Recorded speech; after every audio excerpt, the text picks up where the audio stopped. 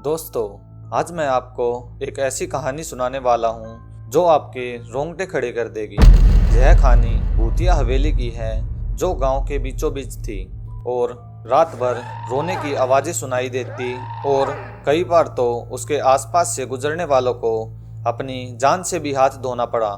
ऐसा क्या था उस हवेली में जो लोग उसके नाम से भी कांपते थे। चलिए चलते हैं कहानी की ओर। अगर आप इस चैनल पर नए हैं तो चैनल को सब्सक्राइब करना ना भूलें। यह कहानी राजस्थान के एक छोटे से गांव सिमली की है, जहां लोग अपने गुजारे के लिए कृषि पर निर्भर थे। उस गांव का मुखिया सुखीराम था, जिसे लोग प्यार से सुखी सरपंच कहकर बुलाते थे। सरपंच का एक बेटा था प्रमोद, जो बचपन से ही शहर में अपने मामा मामी के पास रहता था। गांव के लोग बहुत ही मेहनती थे और सुख दुख में एक दूसरे का साथ देते। एक दिन प्रमोद अपने पिताजी सुखीराम को फ़ोन करता है और कहता है उसके एग्ज़ाम ख़त्म हो गए हैं और वह अगले हफ्ते अपने एक दोस्त मयंक के साथ गांव आएगा। सुखीराम इस बात से बहुत खुश था क्योंकि वह कई साल बाद अपने बेटे को देखेगा। एक हफ्ते बाद जैसे ही प्रमोद और मयंक अपने गांव के बस स्टैंड पर उतरते हैं, उनके चेहरे पर एक मुस्कुराहट थी। चारों तरफ हरे भरे लहराते हुए खेत, ठंडी ठंडी हवा और मिट्टी की धीमी सी महक से दोनों को एक अलग सा आनंद प्राप्त हुआ, मानो वो किसी दूसरी दुनिया में आ गए हैं। उसके पिताजी उन दोनों को लेने आए थे और उन्हें देखकर बहुत खुश थे। वे दोनों को घर ले आते हैं और आते ही दोनों के लिए खाना बनवाते हैं। दोनों सफ़र से काफ़ी थक चुके थे तो उन्हें लेटते ही नींद आ गई। अगले दिन सुबह दोनों गांव घूमने का प्लान बनाते हैं। जैसे ही वह खाना खाकर घर से निकलते हैं, तभी उसके पिताजी सुखीराम पीछे से आवाज़ लगाते हुए कहते हैं कि शाम होने से पहले घर आ जाना। दोनों पूरा दिन खेतों और बागों में घूमते हैं। जब वह शाम को घर लौट रहे थे तो उनकी नज़र गांव की ही एक पुरानी हवेली पर पड़ी, जो बिल्कुल खंडर हो चुकी थी और उसकी दीवार पर बड़े बड़े अक्षरों में लिखा था, यहाँ आना सख्त मना है। रात को खाना खाते समय प्रमोद अपने पिताजी से हवेली के बारे में पूछता हुआ कहता है, पिताजी, वो गांव के बीचों बीच पुरानी हवेली किसकी है और उसकी दीवार पर यहाँ आना सख्त मना है क्यों लिखा है? पुरानी हवेली का नाम सुनते ही सुखीराम को सांप सूंघ गया और निवाला गले में ही अटक गया। इतने में प्रमोद दोबारा पुरानी हवेली के बारे में पूछने लगा। सुखीराम खाना छोड़ अचानक से उठा और बोला, अगर उस पुरानी हवेली की तरफ दोबारा गए तो मुझसे बुरा कुछ नहीं होगा। यह बात सुनते ही प्रमोद की उस हवेली के बारे में जानने की जिज्ञासा और बढ़ गई और वह उसके बारे में किसी भी कीमत पर जानना चाहता था। वह उठकर अपने पिताजी के पास गया और बोला, मैं आपसे वादा करता हूँ, मैं उस हवेली की तरफ कभी नहीं जाऊँगा, परंतु उस हवेली के रहस्य के बारे में बताना पड़ेगा। अगर आप बताएंगे तो मैं दोबारा उसकी तरफ कभी नहीं जाऊंगा। उसके पिताजी पुरानी हवेली के बारे में बताते हुए कहते हैं, बात करीब 30 साल पहले की है, जब तुम्हारा जन्म भी नहीं हुआ था। यह हवेली यहाँ के सबसे अमीर जमींदार सूरजमल की थी। सूरजमल और उसकी पत्नी शीला बहुत दयालु थे और बहुत दान पुण्य भी करते थे। उनकी कोई संतान नहीं थी, इसलिए वे मन ही मन बहुत दुखी रहते थे। एक दिन सूरजमल दूसरी शादी कर अपनी नई पत्नी मनीषा को हवेली में लाता है। कुछ समय बाद मनीषा गर्भवती हो गई और यह बात जब सूरजमल को पता लगती है तो वह बहुत खुश था, क्योंकि उसका पिता बनने का सपना पूरा हो रहा था। धीरे धीरे वह शीला से दूर हो गया और उसकी पत्नी मनीषा के कहने पर उसने उसे तलाक देने का फैसला किया।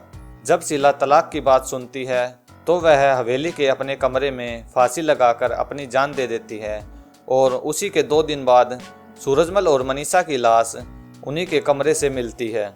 उस दिन के बाद हवेली से चीखने चिल्लाने और रोने की आवाज़ें आने लगी। जो भी रात के समय हवेली के पास से गुजरता उसे एक काला साया हवेली में घूमता दिखता। दिन प्रतिदिन हवेली के पास से गुजरने वालों की अजीब तरीके से मौत होने लगी। उसके बाद गांव वालों ने एक तांत्रिक को बुलाकर हवेली को हमेशा के लिए बंद करवा दिया। इसके बाद से कोई मृत्यु नहीं हुई।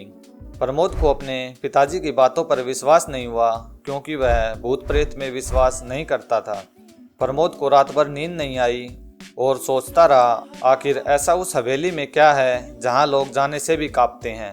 अगले दिन सुबह प्रमोद मयंक से रात को हवेली के अंदर चलने को कहता है, लेकिन मयंक उसे उसके पिताजी की बात याद दिलाते हैं। प्रमोद हंसते हुए कहता है, तुम कब से भूतों में विश्वास करने लग गए?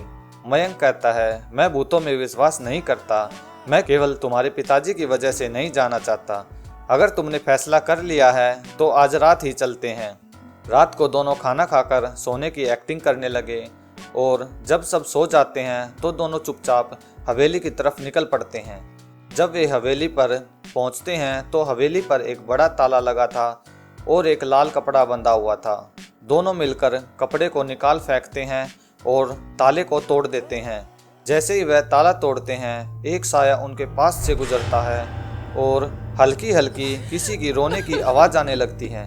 जैसे जैसे वह हवेली के अंदर जा रहे थे, रोने की आवाज़ तेज होती जा रही थी। अचानक उन्हें एक साया कमरे में जाता दिखाई दिया और वे उसके पीछे चल दिए। जैसे ही वह अंधेरे कमरे में घुसे, उन्हें एक रोती हुई महिला एक कोने में दिखाई दी। वे धीरे धीरे उसकी तरफ बढ़ने लगे। जैसे ही वह उसके पास पहुंचे, उसे देखकर दोनों के होश उड़ गए। उसका चेहरा बिल्कुल सड़ चुका था और कीड़े उसके चेहरे को नोच रहे थे। आंखों से खून टपक रहा था और वह बार बार छत की तरफ इशारा कर रही थी। जैसे ही उन्होंने छत की तरफ देखा, उन्हें पंखे पर लटकती हुई लाश दिखाई दी। यह दृश्य देखते ही मयंक वहीं बेहोश हो गया और प्रमोद भागने लगा, लेकिन अचानक कमरे का दरवाजा बंद हो गया। प्रमोद जोर जोर से चिल्लाने लगा, लेकिन उसकी चीख सुनने के लिए वहां कोई नहीं था। वह बार बार दरवाजा पीट रहा था और कह रहा था, छोड़ दो मुझे, मैंने क्या बिगाड़ा है तुम्हारा। वह चुड़ैल प्रमोद के शरीर को नोचने लगती है। चीखने चिल्लाने की आवाज़ें सुनकर गांव वाले मसाले लेकर हवेली के बाहर आ गए और जैसे ही वह अंदर घुसते हैं, तभी खून से लथपथ प्रमोद का शरीर हवेली के ऊपर से उनके बिल्कुल सामने आ गिरता है, जिसे देखकर सुखीराम वहीं बेहोश हो गया। लोग मयंक की तलाश में हवेली के अंदर घुसे और एक कमरे में मयंक बेहोश हालत में मिला। वे उसे उठाकर जल्दी से हवेली के बाहर ले आए। कुछ ही समय में उसको होश आ गया और प्रमोद की लाश को देखकर जोर जोर से रोने लगा।